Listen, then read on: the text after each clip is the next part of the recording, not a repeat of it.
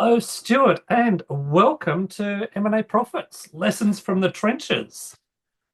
Great to have you on Hello, board. Craig. Hello, Craig. Thank Uh, you very much for having me. Really appreciate your time and looking forward enormously to this engaging, I'm sure, conversation. well, don't rev it up too much. We haven't got there yet, but let's see how we go. So, first of all, why I wanted to catch up with you is I read your bios and your resume and all this sort of stuff, and you practically do everything. You're a business growth expert, you do lead generation, you do every VC stuff, negotiations, leadership. You've got the whole package happening here. And I can only imagine that it hasn't arrived overnight, that you've been working on this for a while now. Would that be right? Yeah, well, as I think you probably have seen in the bio, Craig, I started my career a while back, and I guess one of the key things that you were yeah, maybe a little while back, maybe more than a year, but one of the key things, and you know, we talk about from the trenches. You know, Hmm. how did I end up knowing stuff? I made a lot of mistakes. You know, and I my background was as a scientist. I started out doing scientific research. I was keen at school to enter that field, and I learned that one of the things that as a scientist you have to do is you have to run an experiment. You kind of think you know what's going to happen, but you don't actually know what the result's going to be. And you run in this experiment, and what you do is you look at the result, and instead of going, "Oh, that failed," you go, "Well, that was interesting. What can I learn from that?" Yeah. So very early on in my career, if you like, I learned that doing something wrong wasn't actually a problem so much as it was one of those opportunities to say, oh, next time I do that, let's do it different, or let's do this differently. So my career has been one of I constantly learn. I constantly try something and go, well, I need to get better at that. What else can I learn from the great experts around me? What can I borrow from what they're doing? And I feel no shame in sort of saying, for me, developing something means going to other experts and saying, talk to me about what you know. How can I learn from you? Because I believe that that's the best way that we can all get better at things. And yet at university and schools, we get whipped and punished for leveraging off someone else's work, for taking theirs and making it better. So, Yeah, yeah. I can remember at university, I was doing something, and I sat down with one of the other people that was in my class and went, "Talk to me about what you did there because I didn't do it like you did and we did." And our lecturer came to us and said, "You can't do that. It's called plagiarism." And I went, "No, it's not. We're collaborating." And he was quite upset with us that he said, "No, you've been told to go and do this on your own." And I went, but nobody can do this on their own. They can't learn from just doing it on their own. They have to talk to other people. He considered me to be one of his troublesome rebels. Well, I kind of went away from it thinking I'm convinced that the way that I'm doing this is the best way of doing it. And so he and I probably were never going to be great friends, and so we never ended up being great friends. But I went on in my career believing that the best way to actually learn things from other people is to just sit down and talk to them. One of my mentors, as I started businesses, I sort of left the academic life, having done all these degrees, and then sort of starting in research. And somebody sat me down and basically said, your next step is to sort of, you know, become an investigator, what they call a principal investigator, start your own lab, start doing this. And I thought, no, that's not kind of me. I had people who were in the world of business, and I thought, no, that's where I'm interested in going and doing things. And I sat down with somebody and said, look, I'm about to enter into a business environment. What do you know? And he turned around to me and he said, when you get into a situation where you think you're going to be competing with somebody, work out whether or not they truly are the competition. I said, give me an example. And he said, if my wife says to me, give me the last orange, the first thing I say to her is, why do you want it? And if she says, I'm going to go and make a cake, I want the skin, I might sit there and go, well, that's fine. I don't want the skin. I want the flesh inside. We've both won. He said, the thing you have to learn is that the person around you you believe is your competition could well be your best collaborator. So always ask the question, what's in it for you? What's in it for me? In that order. And I was sort of blown away by this. Oh, everything I've been taught about this sort of doing it on your own, building your own lab and all that sort of thing. I am allowed to stand on the shoulders of giants. I am allowed to work around me. So yes, I've learned everything I have by going up to people and going, just tell me every good idea you've got. And I'm surrounding myself constantly with people who know better than me and using their stuff proudly. Because as far as I'm concerned, I'm going to attribute them. I'm going to turn around and say, he was better than me at this. I borrowed his idea. And you're putting together a team there. You can't do Yes, anything, including the lab work that you were doing. You couldn't do that by yourself. You have to have the team. You have you to have have to all the have the different team. skills. You know that we come across this often, don't we, in business, Craig? We get into places and we realize there are people around us who are better. I mean, okay, maybe I'm not a great accountant, but I know there are people who love doing that. Okay, get them onto the team and get them to do it. When I've built teams to do large transformations of businesses and things like that, I look around and go, I need a bunch of people around here to complete me because I can't do it on my own. What do? I find people who, for instance, I did this in one team that I was working with. Um, they all came into work and they seemed to leave their skills at the door. There were people there that ran large church groups, they ran scout groups, they ran very effective charities. When they came to work, they seemed to put all of that aside and stop doing it. And I basically looked at these people and went, wait a minute, I understand that you run an enormous charity and you're the treasurer. And they went, yeah. And I went, great. Can you look after the money on this project for me? Because I've got other things that I can do. And apparently you're really good at that. And they went, nobody's asked me to do that before. And I went, terrific. Well, I'm asking you to do it now. So perhaps you could do that and leave me to do something which I'm actually good at whilst you do something you're good at. Too, too many times, practically all the time, what I see is people are put into these little boxes. Oh, Mm. you're a project manager or you're a this type of person. And that's the only thing that people see. They don't see, and I made a bit of a joke about you being around picking up all those skills overnight earlier, but it has taken you a long time to become an expert in so many different things. They're saying is what that it takes 2,000 10,000 hours to become Mm. an expert in something. And on average, people work about 2,000 hours a year. So 5 years. So if you've been in the industry, if you've been in an industry, you've acquired skills. You've become an expert in multiple things. If you've been in the workforce for 20, 25, 30 years. And what you've done, Yeah. I've looked at the stuff that you're putting out there. Digital transformation, acquisitions, staff leadership.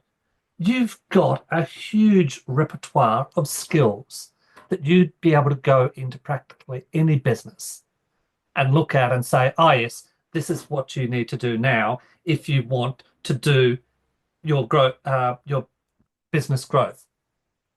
Would Yeah. that be a fair comment? And it is, Craig. And once again, it all comes from two things. One of which is not being afraid to actually turn around and say, there are going to be times when a, a mistake is made. You don't make mistakes. They're just opportunities to learn. And the other thing is that too often, I think executives are afraid to say, well, I don't know about this. Let me go and find somebody who does know something and just go and learn from them. We often find ourselves thinking we're supposed to be the person that knows it all. You know, uh, one of the key skills, and once again, I go back to some of the people that I was mentored by, and now this is where I try and sort of help other business owners and business people who are doing this. He turned around to me and he said, you have to learn to delegate effectively because otherwise that is reducing your ability to multiply your effectiveness. And it was learning a great 4-step delegation process, which I rolled out to hundreds of managers in my career that allowed me to turn around and go, okay, I can now multiply my effectiveness 10 times because I've got 10 people all doing things in a way which I know is effective. And it actually increases the ability and the productivity of this entire business because they're all doing this effectively. And that meant that I was able to relax about the fact that we were not doing things in an ineffective way. And it was much easier to get things done. So, yeah, it is learning those simple things. And just so he sat me down and he taught me this. And I thought that is just such a simple 4-step process. I can tell anybody about that. And I've got But you hundreds haven't of told managers us now. yet. And you're to tell us Ah! what the 4-step process is. I'm hanging on the end of my seat here. So the You're 4-step process, tempting the us. What are the four-step four process. steps? So the 4-step process, the first thing is you have to work out what it is you want them to do. Yep. The second step is you actually sit that person down and you go, can you help me do something? Now that's really important. You're asking for help. So let's start by making sure they're listening properly and saying, can you help me do this? The second thing the third thing you say to them is, okay, you've got them to say yes, they're interested, they're going to do this. This is what I need you to do. And you describe it. And you describe it in small chunks. You describe it in process steps, if you like. The fourth thing is you then turn around and say, this is how we're going to measure. And what you don't do is you don't leave that measurement process to be a month or 2 months away. You turn around as they're initially starting the process of a delegation where you're going to ask them to take on a thing. You turn around and you say, let's review where you are by the end of tomorrow.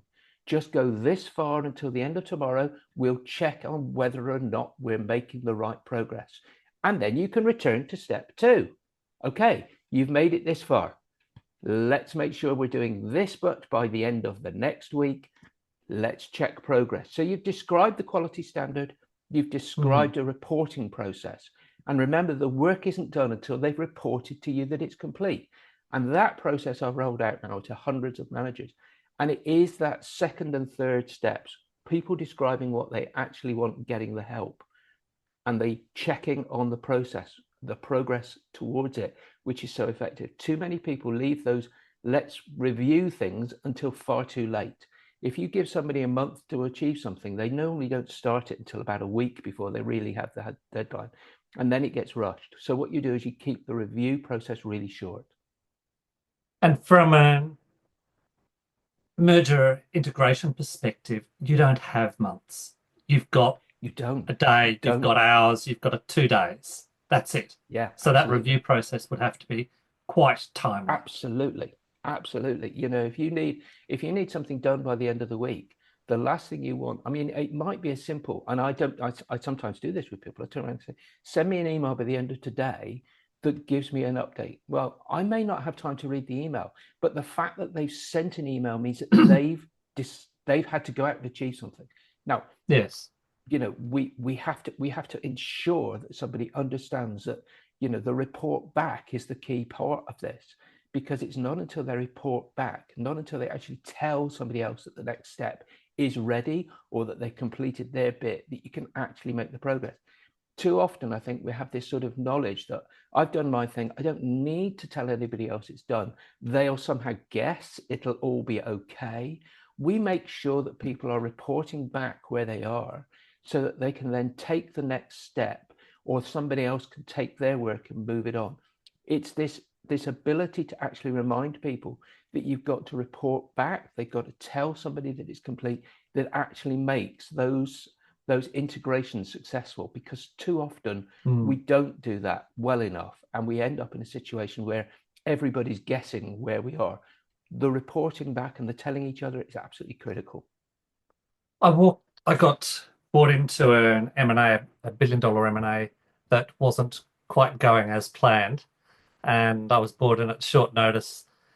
Within 2 days, I'd set up there were two major streams that needed work, and I'd set up over 330 different tasks in each of those streams in the first 2 days, allocated them out to staff. Then from that day on, sorry, from that moment on, we then did stand-ups every day to say, okay, Critical. can we check these off? I need to see it. Can we confirm that? Done. Okay, excellent.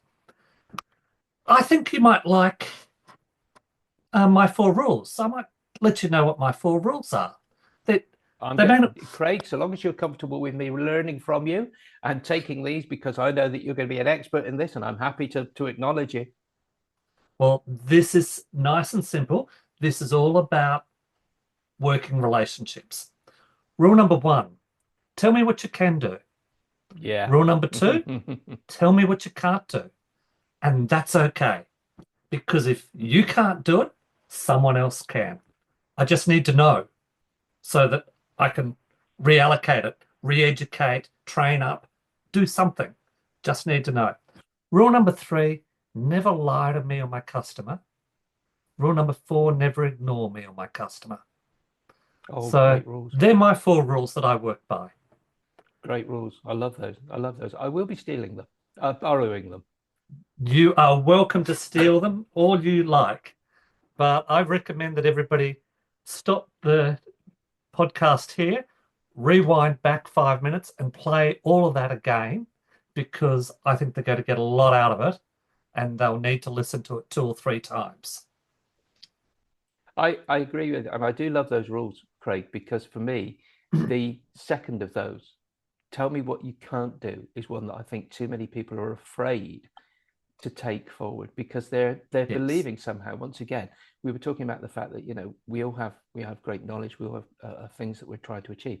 Too many people will be sitting there going, well, they're expecting me to be an expert, or they're expecting me to be able to do this. I better not admit my inability because that will make them look down upon me or somehow cause me to doubt them. I am absolutely agreeing with you 100%. I would prefer somebody to turn around and go, no, I can't do that. One of the other things that I spend time with managers doing is teaching them how to be a coach. And it's not because I think everybody around there is a brilliant enabler or able to sort of teach. Coaching is not about teaching. Coaching is about helping people to uncover the resources they need to do their own learning. So I turn around to my managers and say to them, look, when it comes to coaching, it's not your job to teach. It's your job to turn around and help the person that has the skills deficit or whatever you need them to learn to think about how they could go about finding the resources to learn it. So we do brainstorming sessions where we sit down and think, where could you get the information to do this? Look on YouTube, look at libraries, go out to the internet and find articles, go find somebody else who understands how to do it and have a conversation, a cup of coffee with them about it. And you take them through that process. And that the coach's job is they're done. They sort of turn around and said, right, the first step you're going to take is you're going to go and look for some YouTube videos on this. Terrific. Right. Go away, do that. Come back to me the end of tomorrow with an email about what you learned from those YouTube videos. Suddenly you've got a member of your staff that is increasing their skill set, that you're able to give them some new work to do once they've got that skill under their belt. But what you don't do is sit there and go, okay, you don't know how to do it. We'll just ignore that. We'll just leave that to one side. You have to continue to build people up. Back to the way that I built my career. I found myself going around thinking, what can I learn today? What is it that I can take from other people and build my skill set? Once you do that coaching, though, and you show them how to do that, you've got to go back to your process, though, and test and measure. Measure, have they been successful in that? Because you don't want them learning something, implementing something that is not right more than once anyway. Everyone's allowed to make mistakes and is encouraged to do so. But if we go back and use your processes, then you've got to go and back and measure as well. And that Absolutely reinforces right. the positivity of it as well. That, oh, great job, that's worked. Very good. And that helps them Absolutely right. take the next step and learn. Absolutely right. Absolutely right. There, the thing that you do is, and once again, we go back to the fact that you've got people probably in every organization who are underused and are not using the skills they've got. The thing you want to do is to turn around and say, okay, take the next step, do it. Don't be afraid of failure. Don't be afraid of making a mistake here. Let's learn from the mistake. It's this learning behavior. I mean, I've spent a lot of time with organizations who have what I would call innovation issues. I'll call it an issue. An innovation issue, I called it in the past innovation problems, but we'll call it an innovation issue. The innovation issue is the fact that they're afraid of taking those steps because they don't want to be seen to be making mistakes. Look, innovation is all about trying something, and if it fails, then you don't turn around and label it a failure. You turn it and label it a learning opportunity. So give this to people. Tell them, go out, this is a learning opportunity. Go see what happens. And if it doesn't quite work out first time, ask yourself the question, as I would as a scientist. I'd turn around and go, okay, what did I learn from that? Well, I learned that apparently this is not the right way to do it. But if I make this tweak, if I do this differently, that might be the way to do it. So let's do that next time. There's also another way of doing it, Stuart. They can go and ask you and I, because we've probably already made the mistakes. Absolutely. So don't be afraid to get out there and ask the people in your network. And I've got some revolutionary news for you, Stuart. Do you know why you're here on this podcast today?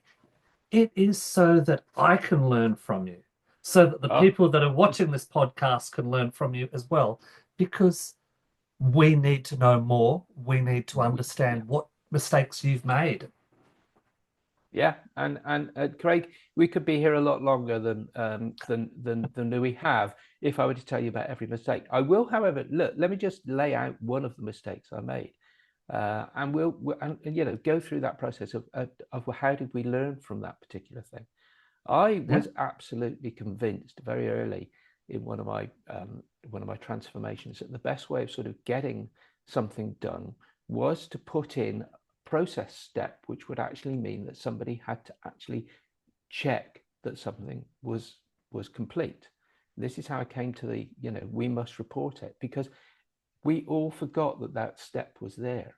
And we ended up in a situation where bottlenecks started to occur, and I couldn't work out why it was that things were slowing down. And it became obvious immediately. This was something that I told everybody we had to do. We had to check that before we proceeded. And I immediately realized that it was down to me. So, if you like, the problem started at my desk and it was rippling Mm. out. So I immediately turned around and went, I made a mistake, guys. We don't need to do that check. We should make an assumption that it's working and we go on from there. Suddenly things started to move. Now, I could have sat there and thought, oops, hang on a minute, this one's on me. I made a mistake here. I've actually told people to do this. Now I can cling to that and hope that they don't notice, but it was becoming obvious that they would. So I just had to turn around and go, guys, I think it might have been a mistake. I think we should have not done that. Let's just let's just move on. Mm. Let's just stop that now, and I'll own up to it.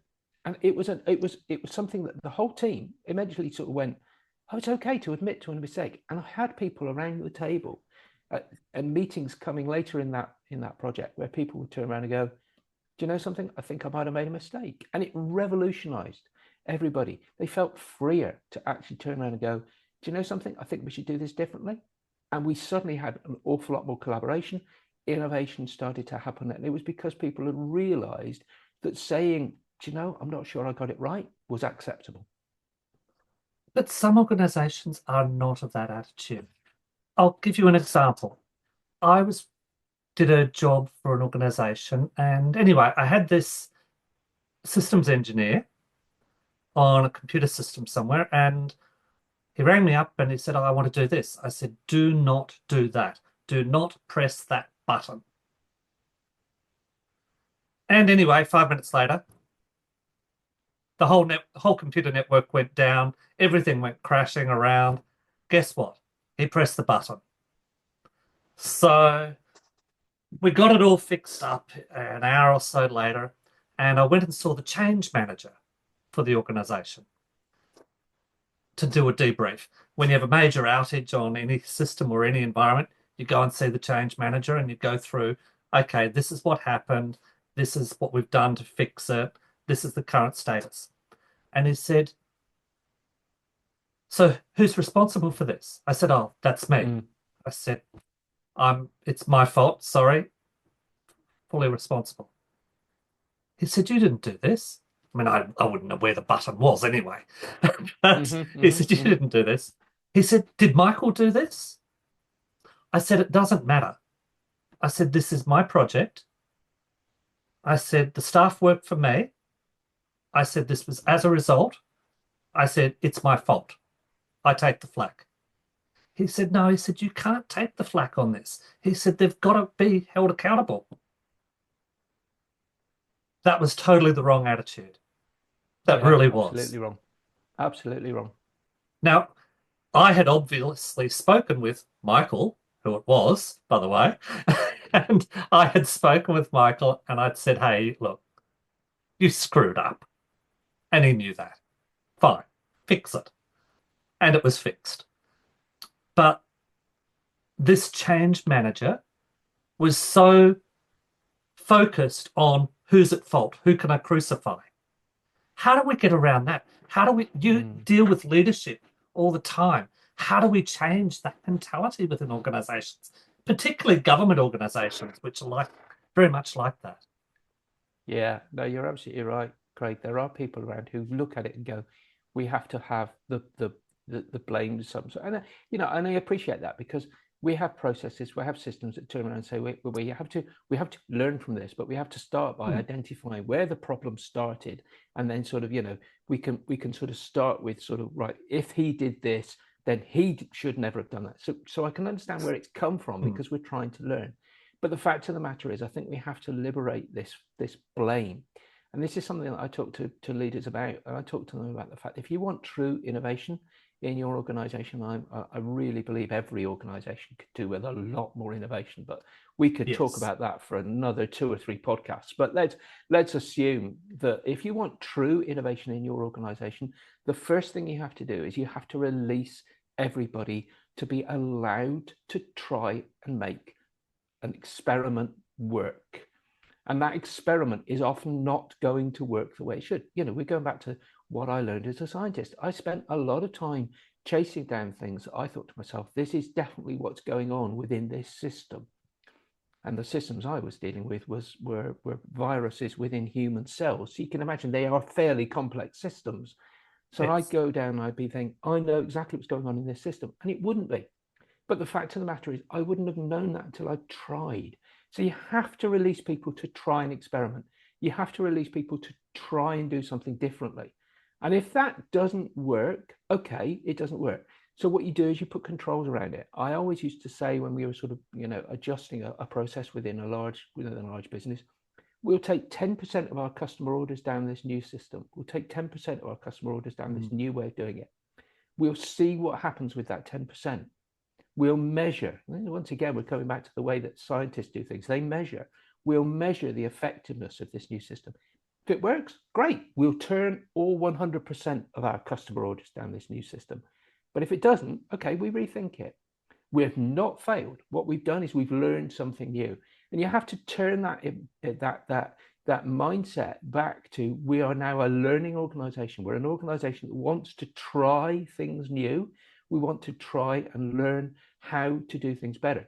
Now, something of a fan of these technical organizations that say, fail fast. Well, I don't like the idea of failure. I don't believe failure. I believe it's something where we're learning. But once again, Mm. I don't want to try and just go out and break things. I want to break things, if you like, or I want to control the limits. I don't want to just break everything and say, okay, well, that didn't work. Let's try something else. 10% of your units or whatever you're putting down your new process is more than enough to get a meaningful measurement. Mm. Well, I've got another gift for you. My favorite saying of all time: without reliable data, you are merely another person with an opinion. Oh, what a And lovely, oh, that one, no, that one I'm writing down. so that is my favorite saying of all time. I use that all the time because it allows me to look at big data and understand it, which is what AI has turned out to be, isn't it? A big data tool analysis. Mm, mm. So, yes, we should all be analyzing things and trying to work it out.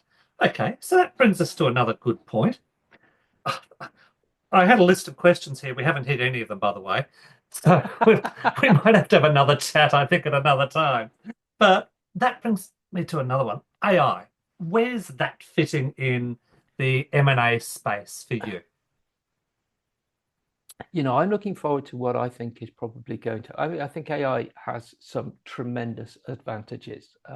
I think we've got to start though, recognizing that AI is a tool which humans can use to their advantage rather than it being a replacement.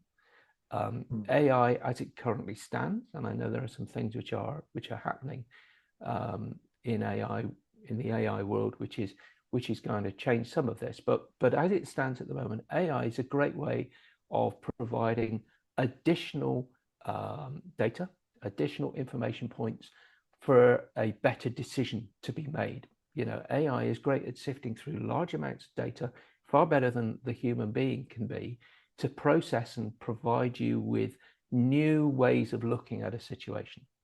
What I think AI is coming onto, and what I think the new is what I would call it, I think is called agentic AI. And agentic AI is where you have AI making the initial sort of look at the data without you, the human being, having to direct it to do it. So we're getting to the stage where an AI bot is able to go look at data, look at a situation without being directed to go and look at it, because we've now got the rules which allow an AI system to do that, and to bring that data back in a concise way so that you are aware, or you become aware of something which you didn't even know was potentially a likely scenario, and use that situation, use that data input in order to make a new and better decision.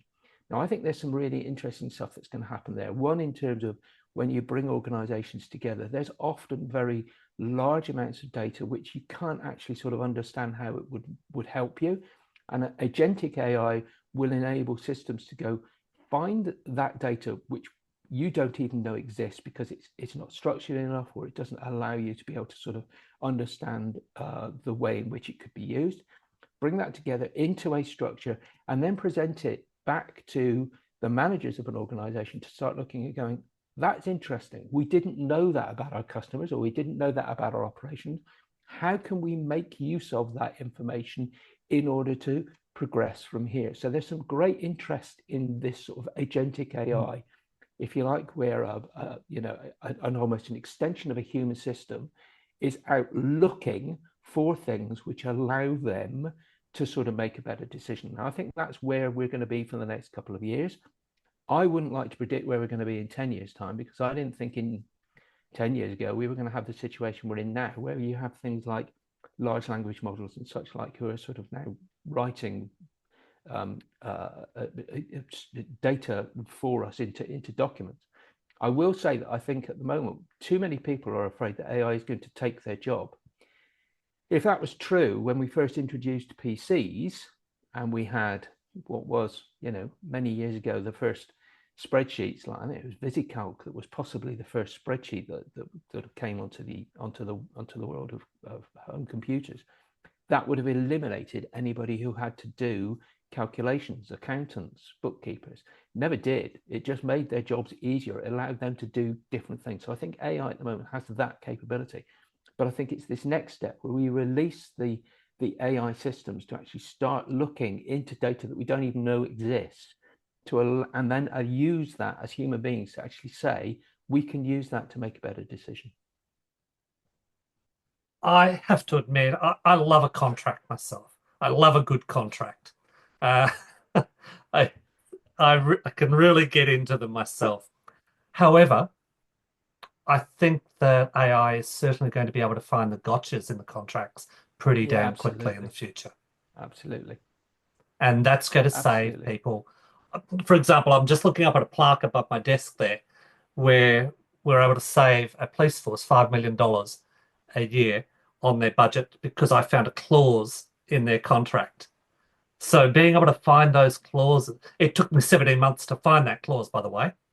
So it wasn't a quick one, Yeah. but being able to find those clauses in the contract that are going to bite you in the bum in 6 months' time, a year's time, I see that's where AI is really going to come Yeah. into its own.